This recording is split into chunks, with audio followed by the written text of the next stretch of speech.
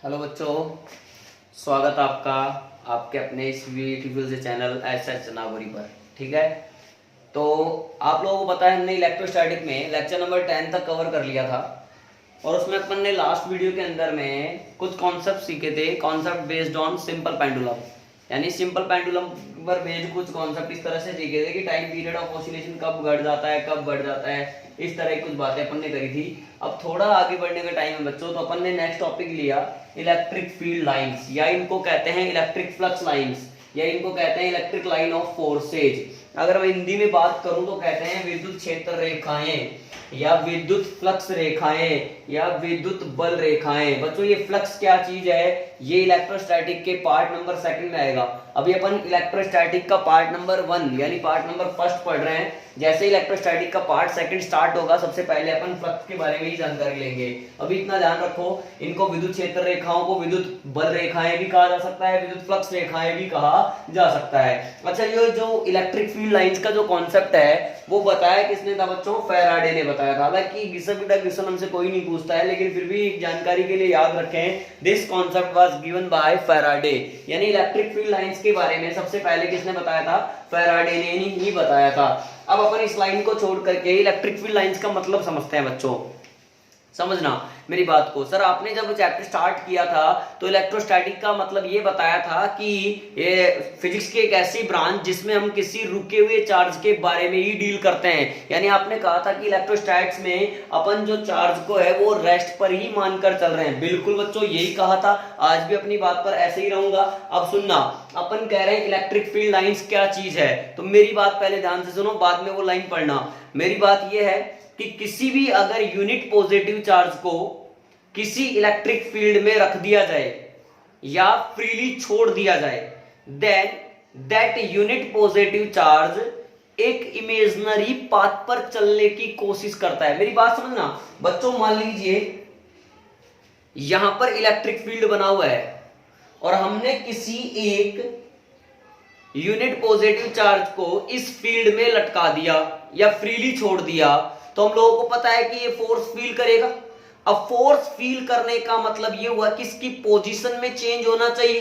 तो मैंने एक शब्द जोड़ा है कि किसी भी एकांक धनावेश को विद्युत क्षेत्र में स्वतंत्रता पूर्वक लटकाने या छोड़ने पर, यानी इलेक्ट्रिक फील्ड में फ्रीली उसको लटका दिया जाए या छोड़ दिया जाए, देन वो चार्ज पार्टिकल जिस इमेजिनरी पाथ, काल्पनिक शब्द यूज कर लिया, जिस इमेजिनरी पाथ पर मूव करता है या मूव करने की कोशिश करता है, that imaginary path is known as electric field line. अच्छा, दीज लाइन में बी कर्व्ड और स्ट्रेट। देखो, दीज आर स्ट्रेट और curved imaginary lines used to show electric field. यानी ये ऐसी सीधी और कर्व्ड कुछ भी हो सकती हैं, ऐसी सीधी और कर्व्ड लाइन होती हैं, इमेजिनरी लाइंस होती हैं जो इलेक्ट्रिक फील्ड दिखाने के लिए यूज की जाती हैं। अच्छा, विद्युत बल रेखाओं की बच्चों कुछ विशेषताएं होती हैं, इनकी कुछ प्रॉपर्टीज होती हैं। तो मैंने अभी 2 प्रॉपर्टी बोर्ड पर लिखी है ताकि आप इतना तो नोट कर पाए। तो दोनों प्रॉपर्टी पहले पढ़ करके मैं आपको समझाता हूं।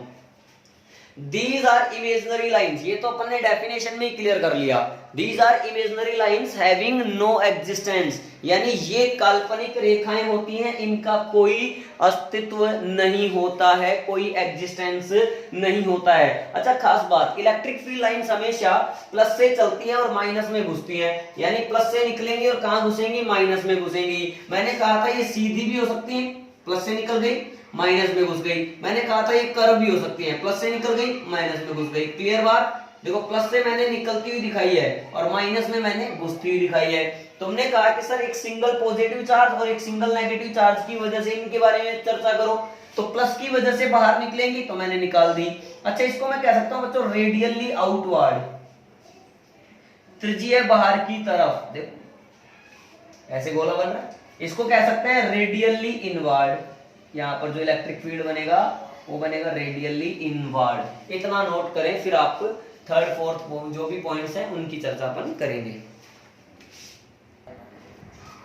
हाँ बच्चों, 2 पॉइंट तक आपको समझ में आया। अब पॉइंट नंबर 3 देखो आप, tangent on electric line of forces shows the direction of electric field at that point. बात सही है, यानी विद्युत बल रेखाओं के किसी भी बिंदु पर खींची गई स्पर्श रेखा देखना, इलेक्ट्रिक फील्ड लाइन के किसी भी पॉइंट पर, पहले मैंने बनाया समझाने के लिए, आपको नोट भी करना है ऐसे कैसे। इलेक्ट्रिक फील्ड लाइन के किसी भी पॉइंट पर, ये पॉइंट ले लिया, किसी भी पॉइंट पर खींचा गया टेंजेंट, टेंजेंट मतलब स्पर्श रेखा, उस पर्टिकुलर पॉइंट, मान लीजिए पॉइंट P है, उस पर्टिकुलर पॉइंट पर क्या बताता है, डायरेक्शन ऑफ इलेक्ट्रिक फील्ड बताता है, यानी ये हो गया EP वेक्टर, हाँ या ना। अगर मैं यहाँ पर कुछ भी ले लूं बच्चों, x ले लूं, तो ये आपको बताएगा EX वेक्टर, हाँ या ना। इस तरीके से मैं कहना चाह रहा हूँ, ठीक है। तो विद्युत बल रेखाओं के किसी भी बिंदु पर खींचा गया या खींची गई स्पर्श रेखा उस बिंदु पर क्या बताती है, विद्युत क्षेत्र की दिशा को बताती है। यानी इलेक्ट्रिक फील्ड के किसी भी पॉइंट पर अगर आप एक टेंजेंट ड्रॉ करेंगे तो वो उस पॉइंट पर इलेक्ट्रिक फील्ड की डायरेक्शन को शो करेगा। अच्छा, दो इलेक्ट्रिक फील्ड लाइन कभी भी एक दूसरे को नहीं काटती हैं। अगर वो एक दूसरे को काटेंगी तो वहां पर यानी उनके इंटरसेक्शन पॉइंट पर डायरेक्शन ऑफ इलेक्ट्रिक फील्ड दो बन जाएंगे। देखो, एक डायरेक्शन ये रही, एक डायरेक्शन ये रही, विच इज नॉट पॉसिबल। तो ध्यान रखना, कभी भी इलेक्ट्रिक फील्ड लाइंस आपस में नहीं काटती हैं। अगर वो काटेंगी तो उनके इंटरसेक्शन पॉइंट पर डायरेक्शन ऑफ इलेक्ट्रिक फील्ड दो होंगी, जो कि पॉसिबल नहीं है। अच्छा, लास्ट जो पॉइंट नंबर 5 जो है वो कह रहा है कि electric field line never form a close loop. तुमने ये तो कहा था, अब तुम ये कह रहे हो कि सर इलेक्ट्रिक फील्ड लाइन कभी भी क्लोज लूप नहीं बनाती। अरे सही बात है ना भैया, कैसे? तो इलेक्ट्रिक फील्ड लाइन हमेशा प्लस से माइनस में घुसती हैं। अब अगर आपको क्लोज लूप पूरा करना है तो प्लस से माइनस में आए और फिर माइनस से किस में आना पड़ेगा, प्लस में आना पड़ेगा। लेकिन आ नहीं रहे ना, प्लस से माइनस में जा रहे हैं, इसलिए कभी भी इलेक्ट्रिक फील्ड लाइंस बंद लूप नहीं बनाती हैं। देखो, मैग्नेटिक फील्ड लाइन और इलेक्ट्रिक फील्ड लाइन में यही बेसिक फर्क होता है। मैग्नेटिक फील्ड लाइन, हालांकि अपन आगे बढ़ेंगे, बहुत आगे आएगा, तो मैग्नेटिक फील्ड लाइंस जो होती हैं वो हमेशा बंद लूप बनाती हैं, जबकि इलेक्ट्रिक फील्ड लाइंस बंद लूप नहीं बनाती हैं। फटाफट नोट कर लें। तो नेक्स्ट पॉइंट देखिए बच्चों, पॉइंट नंबर 6 लिखा हुआ है, electric field line associated with any charge is directly proportional to the magnitude of that charge. भाई, नंबर ऑफ फील्ड लाइंस कितना है, ये सीधा सीधा डिपेंड करता है कि उस चार्ज का मैग्नीट्यूड क्या है। जैसे आपको मैंने कोई भी एक एग्जांपल लेकर के समझाया, ये कोई चार्ज है Q1, ठीक है, और इसमें इस तरह से इलेक्ट्रिक फील्ड लाइंस एंटर कर रही हैं 4 इलेक्ट्रिक लाइन, 1 2 3 4, एक और 4 ले लेंगे। इसमें इलेक्ट्रिक फील्ड लाइन जो एंटर कर रही है बच्चों, ठीक है, वो थोड़ी ज्यादा ले रहे हैं। कितनी ले लिए? 6 ले लिए। अब according to this relation Q1 upon Q2, अगर मैं इस तरह का सवाल भी लूं तो Q1 अपॉन Q2 क्या आना चाहिए, 4/6 आना चाहिए, क्योंकि नंबर ऑफ फील्ड लाइंस जो होती हैं वो मैग्नीट्यूड ऑफ चार्ज के डायरेक्टली प्रोपोर्शनल होती हैं। यानी हो गया 2 to the 4, 2 3 the 6, यानी 2/3 आंसर आ गया इसका, आया ना। इसी प्रकार से distance between electric field lines is inversely proportional to strength of electric field. देखो, इलेक्ट्रिक फील्ड लाइन जितनी पास होंगी, electric field line electric field उतना ज्यादा स्ट्रॉन्ग होगा, और अगर इलेक्ट्रिक फील्ड लाइन जितनी दूर होंगी, इलेक्ट्रिक फील्ड उतना ही कम होगा। यानी अगर इनके बीच में, इलेक्ट्रिक फील्ड लाइंस के बीच में दूरी बढ़ेगी तो इलेक्ट्रिक फील्ड घटेगा। तो मेरी बात समझना, जैसे मैंने एग्जांपल लेकर के समझाया, पहला एग्जांपल लिया, ये इस तरह से ले लिया बच्चों, ठीक है, मैंने यहाँ पर एक पॉइंट ले लिया x, यहाँ पर एक पॉइंट ले लिया y। अब ध्यान से देखो, ये तो बात पक्की है कि ये जो इलेक्ट्रिक फील्ड है वो कैसा है, नॉन यूनिफॉर्म इलेक्ट्रिक फील्ड है। चलो यहाँ लिख लिया non uniform electric field, EF मतलब इलेक्ट्रिक फील्ड। अब यहाँ पर x है और y है। y के लिए देखो, y एक ऐसा पॉइंट है जहां पर इलेक्ट्रिक फील्ड लाइंस के बीच में डिस्टेंस ज्यादा है as comparison to 4 point x। तो EX और EY दोनों बराबर तो नहीं होंगे, लेकिन ये भी कहा जा सकता है अगर यहाँ पर विद्युत बल रेखाएं पास हैं, यानी इलेक्ट्रिक फील्ड लाइंस पास हैं, तो इलेक्ट्रिक फील्ड ज्यादा होगा और y पर इलेक्ट्रिक फील्ड कम होगा। यानी यहाँ पर electric field at x is greater than electric field at y। Clear? इसी प्रकार से अगर मैं यूनिफॉर्म की बात कर लूं तब तो मुझे कोई प्रॉब्लम ही नहीं होनी चाहिए। डायरेक्शन और मैग्नीट्यूड सब कुछ सेम। किसी भी पॉइंट पर बात करो बच्चों, अगर यूनिफॉर्म इलेक्ट्रिक फील्ड है मेरे पास, यूनिफॉर्म इलेक्ट्रिक फील्ड है, then we can say that Ex is equal to EY। आया ना? क्या मेरी बात क्लियर है? इसी प्रकार से अगर मैं इसी में आपको पॉइंट नंबर 3 की बात कर लूं, इसी में अगर मैं आपको पॉइंट नंबर 3 की बात कर लूं इस तरह से, अब देखो ध्यान से, इसका मतलब यहाँ पर नॉन यूनिफॉर्म है, कैसे non uniform? Sir direction same है बट मैग्नीट्यूड चेंज हो रहा है, तो non uniform EF, magnitude variation, magnitude variation. अच्छा बच्चों इसमें एक पॉइंट और लिखा जा सकता है, पॉइंट नंबर 4 भी लिखा जा सकता है, इसी ये लाइन बनानी जरूरत नहीं है। एक पॉइंट नंबर आप 4 ये भी ले सकते हैं, देखो ऐसे मैं यहाँ पर इसको इस साइड में बना, यहाँ बना देता हूँ बच्चों पॉइंट नंबर 4, आप नोट कर लीजिएगा। इस तरह से भी इलेक्ट्रिक फील्ड आप ले सकते हैं, इलेक्ट्रिक फील्ड है लेकिन यहाँ पर डायरेक्शन वेरी कर रहा है हर जगह पर, तो ये भी नॉन यूनिफॉर्म है। नॉन यूनिफॉर्म इलेक्ट्रिक फील्ड क्या वेरी कर रहा है? डायरेक्शन वेरी कर रहा है, तो यहाँ पर आप लिख सकते हैं डायरेक्शन वेरिएशन। फटाफट से नोट करें बच्चों आप। तो पॉइंट नंबर 8 देखिए बच्चों, है ना, properties of electric field lines में क्या है? Electric field lines are perpendicular to the surface of conductor, यानी इलेक्ट्रिक फील्ड लाइंस जो होती हैं वो हमेशा किसी भी चालक के लिए उसकी सतह के लंबवती होती हैं, यानी इस प्रकार से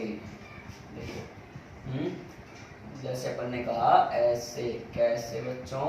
ऐसे, कैसे? ऐसे, हाँ या ना?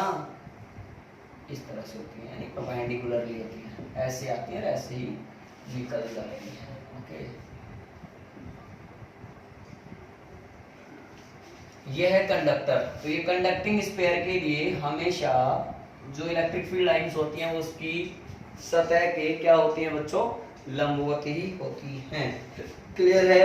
अब नेक्स्ट टॉपिक जो हम लोग स्टार्ट करने वाले हैं वो है बच्चों इलेक्ट्रिक डाइपोल। क्या है बच्चों? Electric dipole. अच्छा, और ये लास्ट टॉपिक रहेगा अपना इलेक्ट्रोस्टैटिक पार्ट 1 का।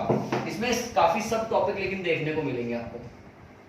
तो आज अपन केवल इसका इंट्रोडक्शन लेंगे, इलेक्ट्रिक डाइपोल का बेसिक इंट्रोडक्शन इस वीडियो में। Electric dipole. अच्छा, इलेक्ट्रिक डाइपोल, डाइपोल यानी दो पोल, है ना? तो क्या कहेंगे बच्चों? Two equal and opposite charges, two equal and opposite charges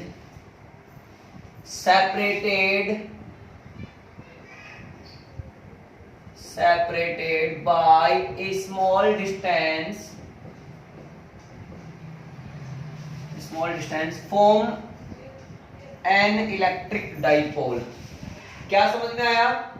कि दो परिमाण में समान और प्रकृति में विपरीत आवेश जो एक दूसरे से बहुत कम दूरी पर रखे हों, दो equal magnitude but opposite nature के चार्जेज, यानी एक प्लस क्यू तो दूसरा माइनस क्यू, और दोनों के बीच की डिस्टेंस बहुत छोटी हो, then this arrangement is known as electric dipole. यानी सीन कुछ ऐसा है, माइनस क्यू और ये हो गया प्लस का क्यू, ठीक है। इन दोनों के बीच की डिस्टेंस क्या ले ली मैंने? बहुत छोटी ले ली। कितनी? 2a। सर ये 2a क्यों ली? बेटा ये मैंने मानी है जान करके, बिकॉज मैं इसका मिड पॉइंट अगर o लूं तो ये मिड पॉइंट अगर मैं लूं तो ये जो डिस्टेंसेज हैं ये a है, ये भी a है। ये केवल मैंने माना है, आप a भी ले सकते हैं, आप x भी ले सकते हैं, आप y भी ले सकते हैं, आप मन करे जो ले सकते हैं। कैलकुलेशन में अगर आप a ले लेंगे तो यहाँ a/2 करना पड़ेगा। कुछ डेरिवेशंस होंगे जहां पर हमें इनकी मिड डिस्टेंस काम आ रही होगी, इसलिए मैंने इसको कितना मान लिया? 2a मान लिया। बट 2a एक बहुत छोटी डिस्टेंस है अकॉर्डिंग टू अस। क्लियर? अच्छा, एग्जांपल भी देख सकते हैं आप इलेक्ट्रिक डाइपोल के, जैसे H plus OH minus, plus और माइनस दिख रहा है, H प्लस Cl माइनस दिख रहा है, Na प्लस Cl माइनस दिख रहा है, etc। बिल्कुल बेसिक चीज। बच्चा इलेक्ट्रिक डाइपोल में ही एक कॉन्सेप्ट और होता है, इलेक्ट्रिक डाइपोल मूवमेंट, जरा वो भी हम लोग सीख लेते हैं। ये तो मैंने कहा नेक्स्ट टॉपिक हमारा है electric dipole movement.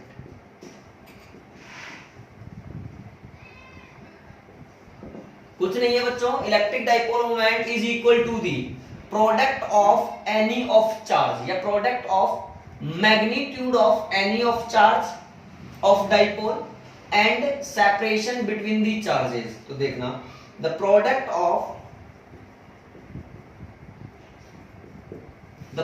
of magnitude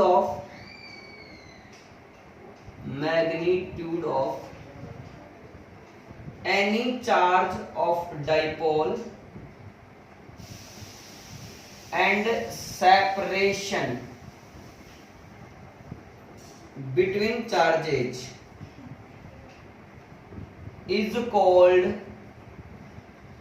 electric dipole moment.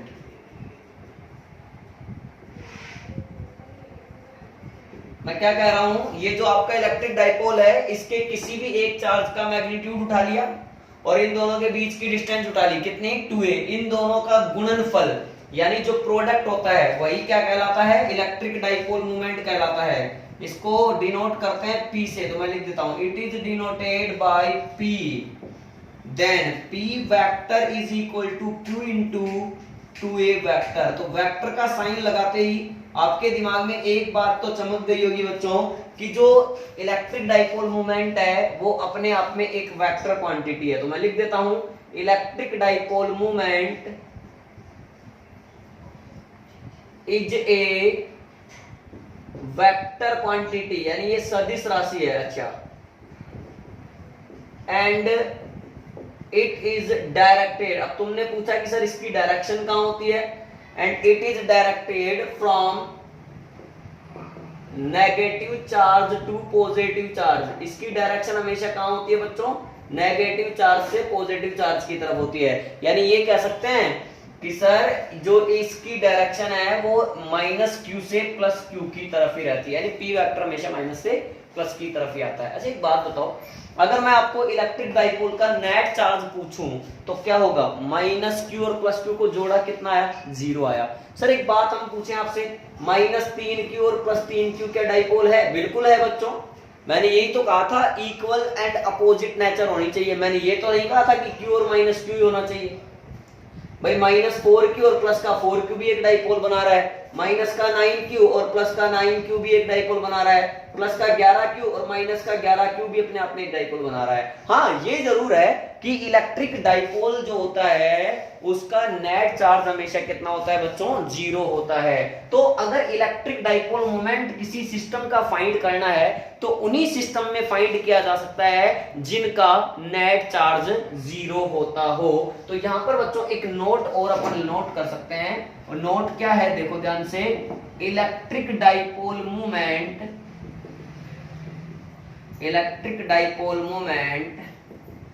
Can be found या can be calculated only those systems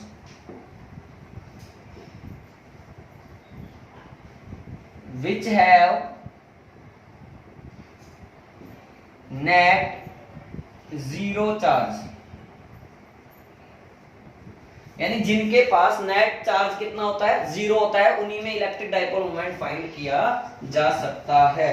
चलिए बच्चों अपन एक बढ़िया सा क्वेश्चन इस पर ले लेते हैं। देखिए मैं आपको इसमें क्वेश्चन कराता हूँ 4-5, ताकि आपको इलेक्ट्रिक डाइपोल मोमेंट का कॉन्सेप्ट बिल्कुल क्लियर हो जाए। देखो समझ लो, मैंने कहा कि मेरे पास ये एक इक्विलैटरल ट्राइंगल है, तुमने कहा ठीक है, इसके इस वाले कॉर्नर पर +4q, यहाँ माइनस का q, यहाँ पर भी माइनस का 3q, ये a, ये a।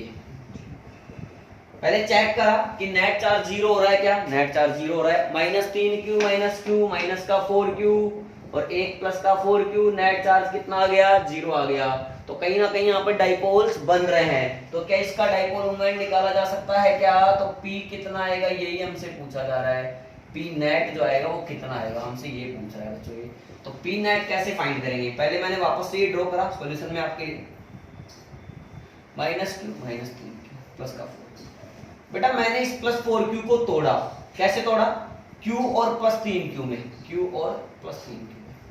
अब q और -q मिलकर के एक डाइपोल है कि नहीं है, और -3q और प्लस का 3q मिलकर के एक डाइपोल है, और डाइपोल मोमेंट की डायरेक्शन हमेशा माइनस से प्लस, तो ये हो गई इधर q इंटू a, हाँ या ना, ये बच्चों इधर 3q इंटू डिस्टेंस a, ये एंगल 60 डिग्री होना चाहिए बिकॉज ये अंदर का 60 डिग्री है।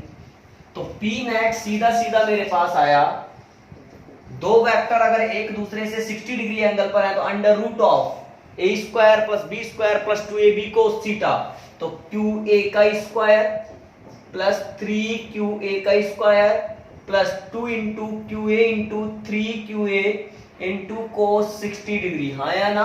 P नेट हम लोगों ने निकाला बच्चों, तो यहाँ आ रहा है q² a² याद आएगा 9 क्यू स्क्वायर ए स्क्वायर प्लस 2 3 जा 6 क्यू स्क्वायर ए स्क्वायर cos 60 की वैल्यू 1/2, ये कट गया वापस से 3 बचा।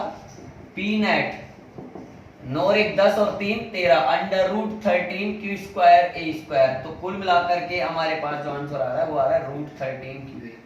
हाँ या ना, यही है आंसर। इस तरह से क्वेश्चन पूछे जा सकते हैं, लेकिन आपको ये चेक करना होगा कि वहां पर नेट चार्ज 0 है या नहीं है। अपन इसी पर एक और क्वेश्चन देखते हैं। आइए इसी पॉइंट पर एक और क्वेश्चन हम लोग देखना चाहते हैं। तुमने कहा कि इस बार हमने एक स्क्वायर ले लिया। क्या ले लिया बच्चों? स्क्वायर ले लिया। इसके चारों कॉर्नर पे 4 चार्ज रख के दिखा दो पहले। तुमने कहा या माइनस का 9q ले लिया, ठीक है। यहाँ पर माइनस का 6q ले लिया और यहाँ पर मैंने 4q ले लिया, ठीक है। और यहाँ पर मैंने q ले लिया। देखते हैं 4q 5 और 6 15 नहीं हो रहा, तो एक सेकंड। प्लस का 9q माइनस का 6q प्लस का 3q। और अगर मैं यहाँ पर ले लूँ बच्चों ये माइनस का 4q, तो देखो माइनस 4q और प्लस का q माइनस का 3q, माइनस का 6q और प्लस का 3q, तो प्लस का 9q, तो प्लस का 3q बचेगा, यानी 0। आप सुना ए पी नेट क्या बताना है? तुमने करा सर देखो यहाँ पे डाइपोल बनाएंगे, बनाना ही पड़ेगा। कहीं से बनाओ आप, ये कोई जरूरी नहीं है जो मैं कर रहा हूँ वही करें आप कहीं से भी डाइपोल तोड़े। माइनस 6 को मैं लिख सकता हूँ माइनस 9q प्लस का 3q लिख सकता हूँ, नहीं लिख सकता हूँ? इसको मैं लिख सकता हूँ बच्चों माइनस का 3q और प्लस का माइनस का q, इस तरीके से लिख सकता हूँ।